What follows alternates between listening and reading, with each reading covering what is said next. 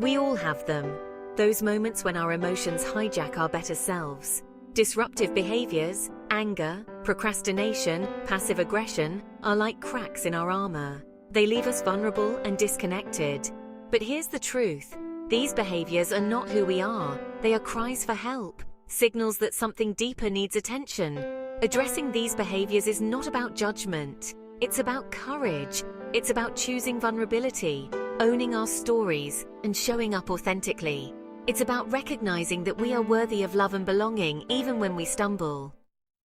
Meet John, a high-powered executive known for his fiery temper. John was always on edge, constantly battling the pressures of his demanding job. Deadlines, pressure, and a constant need for control fueled his outbursts. The weight of his responsibilities seemed to grow heavier each day. John's anger became his shield, protecting him from vulnerability.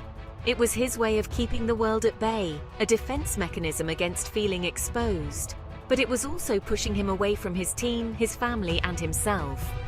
The more he lashed out, the more isolated he became, creating a vicious cycle of anger and loneliness. One day, after a particularly harsh outburst, I hit my breaking point. I couldn't ignore the damage my anger was causing any longer. I hit my breaking point. The stress and frustration had reached a tipping point, and I knew something had to change.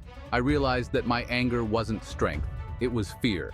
Fear that I wasn't in control, fear that I would fail, fear of failure, fear of judgment, fear of not being enough.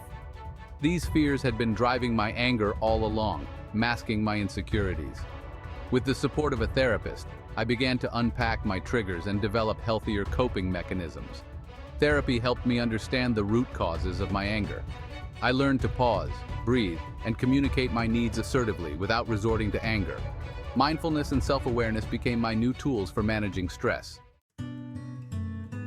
Sarah, a talented artist, was plagued by self-doubt. She often found herself questioning her abilities and worth, despite the beauty she created with her hands. She craved connection, but feared rejection. The thought of opening up to others and being vulnerable terrified her. So she retreated into silence, avoiding confrontation at all costs. Her quiet demeanor became a fortress, shielding her from the pain of potential rejection. Her passive aggression became her shield, protecting her from potential hurt. It was easier to stay silent than to risk the pain of being misunderstood or dismissed. However, my silence was deafening.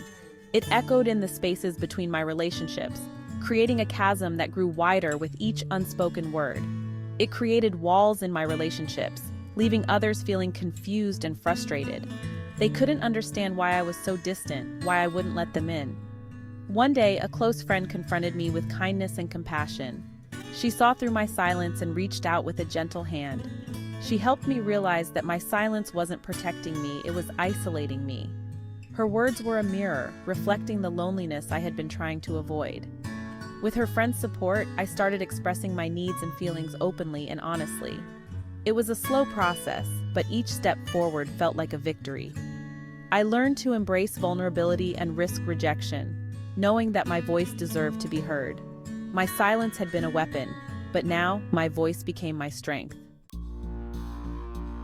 David, a gifted musician, known for his incredible talent and dedication, strived for flawlessness in everything he did, from the smallest note to the grandest performance.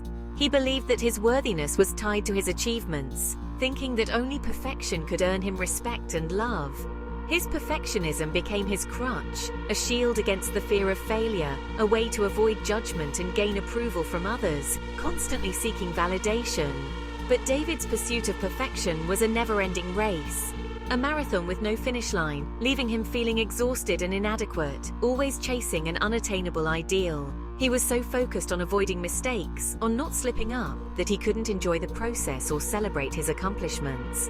With time and self-reflection and a lot of soul-searching, David realized that true worthiness comes from within, not from external validation. He learned to embrace imperfection, understanding that flaws are part of being human, to celebrate his efforts rather than just his outcomes, finding joy in the journey itself. These stories, though fictional, reflect the very real struggles we all face. They remind us that disruptive behaviors are not character flaws, but rather coping mechanisms we've developed to navigate a world that doesn't always feel safe. The journey towards managing these behaviors starts with self-compassion. It's about acknowledging our imperfections with kindness and understanding. It's about recognizing that we are worthy of love and belonging, even when we make mistakes. Remember, change takes time and effort. Be patient with yourself and celebrate every small victory. You are not alone in this journey. We are all in this together.